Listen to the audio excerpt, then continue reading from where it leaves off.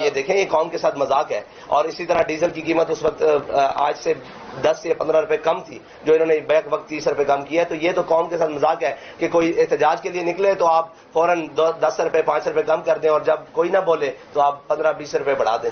اچھا حافظ صاحب یہ بتائیے گا قوم کی بیٹیوں کو تو سڑکوں پر لایا جا رہا ہے جبکہ خود اپنی جو بیوی ہے ان کو 7 پردوں میں عدالت میں لایا جاتا ہے. یہ تو قوم کو سوچنا چاہیے نا, یہ قوم کو سوچنا چاہیے کہ ان کی سوال رائٹ ہے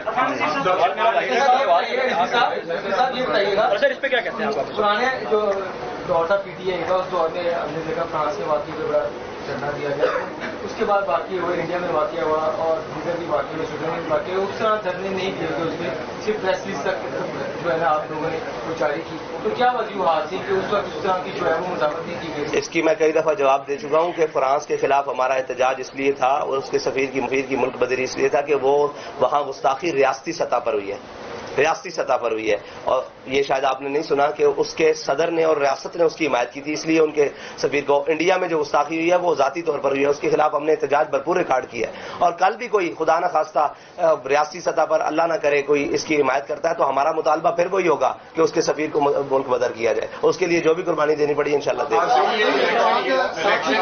الیکشن ایئر ہے, یہ مہنگائی کے خلاف کوئی ریلی ہے یا یہ باقاعدہ طور پہ الیکشن کی کمپین کا آغاز کر رہے ہیں؟ ابھی تو مہنگائی کے خلاف ہے, جب الیکشن کے لیے آئیں گے تو انشاءاللہ ہم بتا دیں گے. جو بھی تحریک لبیک کے نظریے پر آ جائے گا اس سے کولیشن بن سکتی ہے. حکومت کی وجہ سے نہیں, اس کے پیچھے پوری معاشی ڈھانچہ اور ٹیکسز اور لیویز اور ڈیوٹیز وغیرہ جب تک وہ کم نہیں ہوں گی اور حکمرانوں اور بیوروکریسی کی عیاشیاں کم نہیں ہوں گی آپ سے یہ احتجاج بے معنی رہے گا, اس لیے کہ وہ اسی فارمولے کے تحت 5-10 روپے پھر کم کر دیں گے. آپ کا ہدف وہ ظالمانہ قوانین کیوں نہیں ہے جس کی وجہ سے صرف اشرافیہ عیاشی کر رہی ہے اور عوام سڑکوں پہ اور اپنے گھروں میں بھوکی مر رہی ہے؟ آپ کا ٹارگیٹ وہ ہونا چاہیے نا جس سے مہنگائی کی جڑ ہی ختم ہو جائے. اس طرف آپ کی نظر کیوں نہیں ہے؟ بہت اچھا سوال کیا آپ نے. دیکھیں ہم نے فارمولا دیا, ہم نے یہ کہا کہ آپ 800-700 سی سی والے کے لیے پیٹرول کی قیمت یہ رکھیں, بائکس والوں کے لیے یہ رکھیں, بڑی گاڑیوں والے کے لیے یہ رکھیں. اس کی زد میں اشرافیہ ہی آ رہا ہے اور لوگ پوچھ رہے ہیں کہ آپ سے کسی نے رابطہ کیا؟ ہم سے حکومت نے تو رابطہ نہیں کیا, لیکن جو حکومت کے وہ پالے ہوئے لوگ ہیں جو اس کے کمیشن کھاتے ہیں انہوں نے ہم سے رابطہ کیا. کیا آپ یہ کیا کرنے جا رہے ہیں؟ آپ بھی پر لیٹر کوئی ہم سے کمیشن لے لیں, ہم سے کوئی بات کر لیں, تو اس کا مطلب ہے ہمارا تیر بہدف ہوا, ہمارا تیر بہدف ہوا. ان کو تھوڑی پریشانی کا سامنا کرنا پڑا. وہ ہم سے کہہ رہے ہیں کہ آپ ہم سے وہ لے لیں, کیا نام ہے اس کا, کمیشن لیں پر لیٹر, اور آپ اپنے اکاؤنٹس بتائیں, ہم ان کے اندر پیسے بھیجنے کے لیے تیار ہیں. ہم نے کہا ہمیں نہیں چاہیے, ہم قوم کے ساتھ کھڑے ہیں اور قوم کے لیے پیٹرول سستا کرو. دوسرا بات ہے ہم نے ایک پورا وائٹ پیپر دیا ان کو کہ آپ جناب 3000 سی سی 5000 سی سی والی گاڑیوں کے لیے یہ پیٹرول کی قیمت رکھیں اور نیچے یہ رکھیں تاکہ غریب کو آسانی ہو اور اشرافیہ کو اور بیوروکریسی کو اور اسٹیبلشمنٹ کو اور جو اس میں ملک میں مفت. لاہور ہائی کورٹ نے اسپیکر اور الیکشن کمیشن کی جانب سے پی ٹی آئی اراکین کے استعفوں کی منظوری کی نوٹیفیکیشن کو کالعدم قرار دے دیا. عدالت نے تحریک انصاف کے 72 اراکین قومی اسمبلی کے استعفوں کی منظوری کے خلاف درخواستوں پر فیصلہ سنا دیا. عدالت نے اراکین کو استعفے واپس لینے کے لیے اسپیکر کے سامنے پیش ہونے کی ہدایت کر دی. اسپیکر قومی اسمبلی کو تمام ممبران کو دوبارہ سن کر فیصلہ کرنے کی ہدایت بھی کی. جسٹس شاہد کریم نے ریاض فتحانہ سمیت دیگر کی درخواستوں پر فیصلہ سنایا. تحریک انصاف نے قومی اسمبلی میں واپسی کا اندیا دے دیا. پی ٹی آئی کے وکیل علی ظفر نے کہا لاہور ہائی کورٹ نے تاریخ اور میرے خیال سے انہوں نے جنگلے بھی پھلانگے ہیں, انہوں نے جناب سپریم کورٹ کی باہر جا کر گھیراؤ بھی کیا ہے. تو ہم تو اس کے سخت مخالف ہیں, اس کے سخت مخالف ہیں, اس لیے کہ جناب جب ان کے لیے احتجاج منع ہے اور سپریم کورٹ کے باہر جانا منع ہے تو ان کے لیے 2 قوانین پاکستان کے اندر بیک وقت نہ دکھائیں جس سے کسی کے بیانیوں کو فائدہ ہو.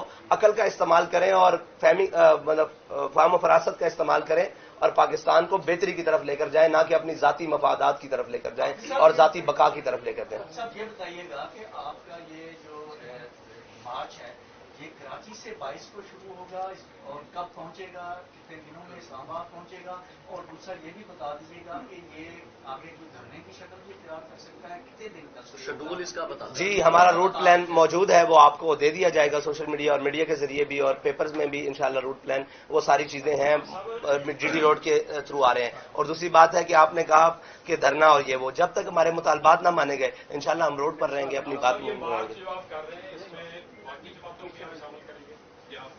सलाह आम है यारान नुक्तादान के लिए जी। अब तक तो तहरीक लब्बैक के ज़ेरे तमामी है जी।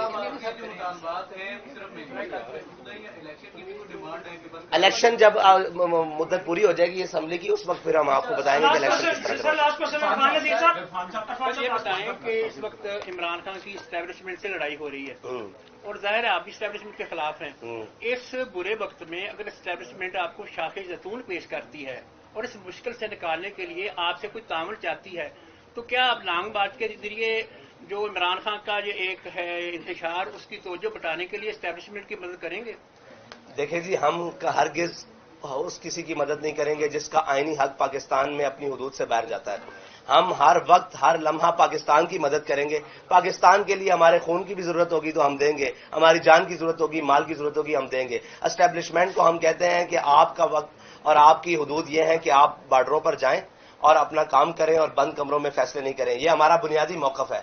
और दूसरी बात रही कि इमरान खान को कहते हैं कि इस पाकिस्तान के खिलाफ उस हद तक ना जाओ कि कल को जिस पाकिस्तान के खिलाफ तुम इस तरफ जा रहे हो, इसकी बका भी जनाब खतरे में चली जाए। तो अपनी सियासत करनी है, अपनी चीजें करनी है, अपनी हुदूद में हुदूद को ना पिलाओ, अपने और पराये की तमीज को खत्म ना करो। अपनी लड़ाई को अगर लड़ना है तो अपने कंधों पर लड़ो, ना कि कौम के बच्चों के इस्तेमाल करके लड़ो। जितनी भी मजहबी जमातें जब भी इलेक्शन कंटेस्ट करती है तो इनका वोट बैंक कभी भी इनके जो कैंडिडेट्स हैं उनको जितवाने में मददगार साबित नहीं होता। उसके कंपेरेटिवली साबित होता है कि कोई ना कोई पार्टी हरा दी जाती है जो उसकी कहीं पर एडजस्टमेंट की जाती है। तो आपके साथ खास तौर पर ये मामला है कि आपके कैंडिडेट 10,000 या 11,000 या 12,000 का वोट बैंक लेके दूसरी पार्टी को डैमेज कर रहे हैं और फौज कंसिडर करती है कि जी इनको इस तरह अकोमोडेट किया जाए कि लोग अकोमोडेट हो जाए। तो क्या आप कहीं ना कहीं पे अपने आप को एडजस्ट करने के लिए, सिस्टम में आने के लिए क्या आपके पास प्ले किया, आपके पास माइंड किया कि किस पार्टी के साथ मिलकर चलेंगे? हम सिस्टम में आने के लिए 100 साल भी मेहनत करनी पड़ी तो इंशाल्लाह करेंगे अपने बुनियादी नजरिए के ऊपर। और आपने कहा कि अगर वोट को बढ़ाने के लिए इंशाल्लाह हमारा जब नजरिया कौम के पास पहुंचेगा और इन्हें पता लगेगा कि ये कौम की मुखलिस की आदत है तो मजहबी जमातों को वोट डलता है। लेकिन वो लोग जो आलमी एस्टेब्लिशमेंट के मोरे हैं और उनकी मुदाखलत है, वो ये नहीं चाहते कि इस कौम को मुखलिस लीडर मिले और इनकी बात समझने वाले और कौम के अंदर से लोग मिले।